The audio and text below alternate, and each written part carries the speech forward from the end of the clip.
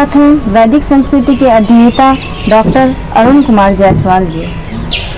नमस्कार। नमस्कार। श्रीमद् भगवत गीता के पहले अध्याय का 36वां से 39वां श्लोक। निहत्य धार्तराष्ट्रान्न का प्रीतिः स्याज्जनार्दन पापमेवाश्रयेदस्मान् हत्वैतानाततायिनः तस्मान्नार्हा वयं हन्तुं धार्तराष्ट्रान् स्वबान्धवान् स्वजनं हि कथं हत्वा सुखिनः स्याम माधव। यद्यप्येते न पश्यन्ति लोभोपहत चेतसः कुलक्षयकृतं दोषं मित्रद्रोहे च पातकं कथं न ज्ञेयमस्माभिः पापादस्मान्निवर्तुतं कुलक्षयकृतं दोषं प्रपश्यद्भिर्जनार्दन। हे जनार्दन, धृतराष्ट्र के पुत्रों को मारकर हमें क्या प्रसन्नता होगी? इन आतताइयों को मारकर तो हमें पाप ही लगेगा। अतएव हे माधव, अपने ही बांधव धृतराष्ट्र के पुत्रों को मारने के लिए हम योग्य नहीं हैं, क्योंकि अपने ही कुटुंब को मारकर हम कैसे सुखी होंगे। यद्यपि लोभ से भ्रष्टचित्त हुए ये लोग कुल के नाश से उत्पन्न दोष को और मित्रों से विरोध करने में पाप को नहीं देखते, तो भी हे जनार्दन, कुल के नाश से उत्पन्न दोष को जानने वाले हम लोगों को इस पाप से हटने के लिए क्यों नहीं विचार करना चाहिए? एक प्रश्न है कि दरअसल अर्जुन इन्हें आतताई नहीं अपने सगे संबंधी मानते हैं। वे जो बोलते हैं कि हम अपने कुटुंब को मारकर कैसे सुखी होंगे, क्या यह सही है? मेरे मन में भी एक प्रश्न है। अर्जुन कहते हैं कुल के नाश से उत्पन्न दोष से तो हमें पाप ही लगेगा। क्या इन लोगों को मारना पाप है? प्रश्नों को सुनकर ऐसा लगता है जो युग ऋषि वेदमूर्ति तपोनिष्ठ पंडित श्री राम शर्मा आचार्य जी ने कहा कि परंपराओं की तुलना में विवेक को महत्व देना चाहिए। परंपरा क्या है? कुल की रीतियाँ, संबंधी, इन सब बातों पर अर्जुन विचार कर रहे हैं।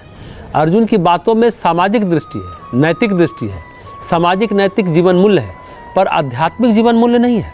भगवत गीता आध्यात्मिक जीवन मूल्यों की प्रतिष्ठा का ग्रंथ है। आध्यात्मिक क्रिया, आध्यात्मिक साधना, आध्यात्मिक चिंतन का ग्रंथ है। यह सामाजिक ग्रंथ नहीं है। समाज को अगर आध्यात्म की ओर उन्मुख होना है तो उसकी महदृष्टि भगवत गीता है। अर्जुन अगर ये कहते कि इन्हें मारकर हमें क्या मिलेगा, इन आताताइयों को मारकर हमें तो पाप ही मिलेगा, कैसी विचित्र बात है। एक तरफ मानते हैं कि आताताई है, फिर कहते हैं कि पाप ही लगेगा। क्या आताताई को मारकर पाप लग भी सकता है? ऐसा तो नीति भी नहीं कहती। जब ईसा मसीह कहते हैं कि शत्रुओं से भी प्रेम करो, शत्रु अगर निजी है तो आप क्षमा करने के अधिकारी हैं, लेकिन शत्रु अगर मर्यादाओं के हैं, शत्रु अगर समाज के हैं, शत्रु अगर इंसानियत के हैं, तो आपको यह अधिकार कैसे मिल जाता है कि आप उन्हें क्षमा कर दें? आप इसका निर्णय करने वाले कौन होते हैं? आपको इसका अधिकार नहीं है। अगर आपको इसका अधिकार तक नहीं है तो आप कैसे निर्णय लेंगे? जब न्याय के सिंहासन पर बैठा हुआ जज अगर किसी का मुकदमा उसके पास आता है, उसे दंड देने का निर्णय लेना पड़ेगा, उसे क्षमा नहीं दे सकता। अगर अपराध सिद्ध हो जाता है तो सजा देनी ही पड़ेगी, भले ही वह कोई भी व्यक्ति हो, किसी के प्रति किया गया अपराध हो। न्याय के सिंहासन पर बैठा है, वह कैसे क्षमा कर सकता है? अगर वह ऐसा करता है तो वह मर्यादा का हनन होगा, कानून का उल्लंघन होगा।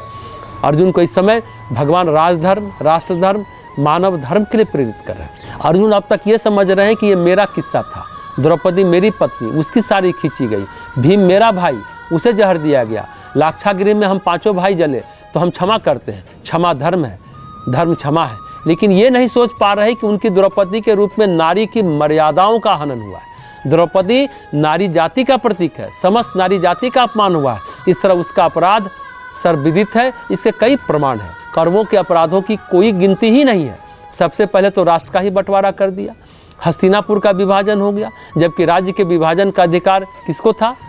जो ऐसा किया गया, किसी को नहीं था। अर्जुन एक तरफ कहते हैं निहत्य धार्त राष्ट्र न, और दूसरी तरफ कहते हैं नात तायानी, आताताई को मारकर पाप लगेगा। क्यों पाप लगेगा? ये अर्जुन का कथन औचित्यहीन कथन है। आतंकवादी मारे गए, उन्हें मारने के लिए कमांडो गए, वे कहें कि मैं आतंकवादियों को क्यों मारूं, इन्हें मारकर हमें पाप लगेगा। अगर कमांडो नहीं जाते तो बंबई में जो 26 से 11 हुआ, कितने लोग और निहत्थे और निर्दोष लोग मारे चले जाते। आप कहते हैं कि वह आतंकवादी है, वह आतंकवादी जिंदा रहेगा तो सैकड़ों लोगों को और मारेगा। अगर उसको नहीं मारा गया, कसाब को अगर नहीं मारा जाता तो और वो हजारों निहत्थे लोगों को मारता, निर्दोष लोगों को मारता। जो हमने पहले भी कहा, वह नहीं सुधरने वाला है। आतंकवादी की हत्या नहीं कर रहे हैं, बल्कि सैकड़ों लोगों की रक्षा कर रहे हैं। यही उद्देश्य होता है बर्बरता या क्रूरता को नष्ट करने में। ये उद्देश्य नहीं होता कि हम क्रूर व्यक्ति की हत्या कर रहे हैं। अरे हम तो उसकी क्रूरता के कहर से सैकड़ों निरपराधों को बचा रहे हैं। इसलिए आतताई कहते हो तो मारो, न कि यह कहो कि इन्हें मारने से हमें पाप लगेगा।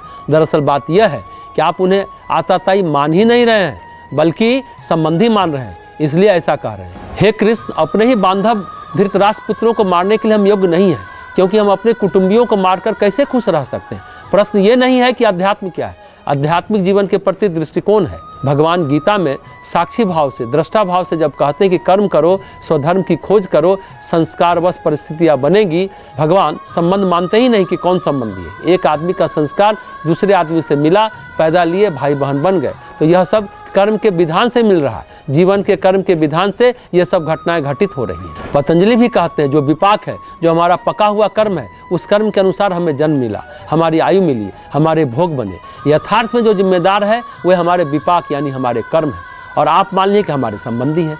कर्म के संस्कार अनुसार वे आपसे मिल गए, संस्कार कट जाएगा, वे चले जाएंगे, वे कहाँ आप कहाँ। हम कहते हैं कि पत्नी बड़ी अच्छी है, माँ बड़ी अच्छी है, सगे संबंधी बड़े अच्छे हैं। अगर संस्कार विपरीत होंगे तो क्या ये सब अच्छे होंगे? नहीं होंगे। तो स्पष्ट है इन सब के लिए संस्कार उत्तरदायी है। भगवान जो भगवत गीता में दृष्टि खोलते हैं वह खोलते हैं आध्यात्मिक जीवन दृष्टि। यहाँ जो घटित हो रहा है वह संस्कारों के अनुसार घटित हो रहा है। आप मानते हैं ये अपना है, ये अपना नहीं है, इसका मतलब है कि आप देख नहीं पा रहे हैं। चित्त में जो संस्कार है, विपाक है, उसका केवल प्रतिबिंब है यह सब। हमारा इसमें क्या? इस तरह संस्कार के अनुसार परिस्थितियाँ बनती हैं। भगवान जो दृष्टि खोलना चाहते हैं वह यह दृष्टि है, जबकि अर्जुन के पास सामाजिक जीवन दृष्टि है, नैतिक जीवन दृष्टि है, यानी समाज के नियम है, कुल के नियम है, कुल के धर्म है और आत्मधर्म। कहा जाता है कि व्यक्तिगत हित परिवार के हित के लिए छोड़ देना चाहिए, परिवार के हित को गांव के हित के लिए छोड़ देना चाहिए, गांव के हित को राष्ट्र के हित के लिए छोड़ देना चाहिए, और राष्ट्र के हित को मनुष्यता के हित के लिए छोड़ देना चाहिए। आध्यात्मिक हित के लिए मनुष्य के हित को छोड़ देना चाहिए। ये बड़ी गंभीर बात है। तो भगवान जो आध्यात्मिक दृष्टि खोलना चाहते हैं वो अर्जुन के पास है ही नहीं। नारी की मर्यादा की बात, समाज की मर्यादा की बात अर्जुन की दृष्टि में है ही नहीं। तो वे जो बातें कर रहे हैं, हमारे संबंधी हैं, भले ही ये लोभ से भ्रष्ट चित्त हैं, इन्हें पाप नहीं दिख रहा है, मुझे दिख रहा है।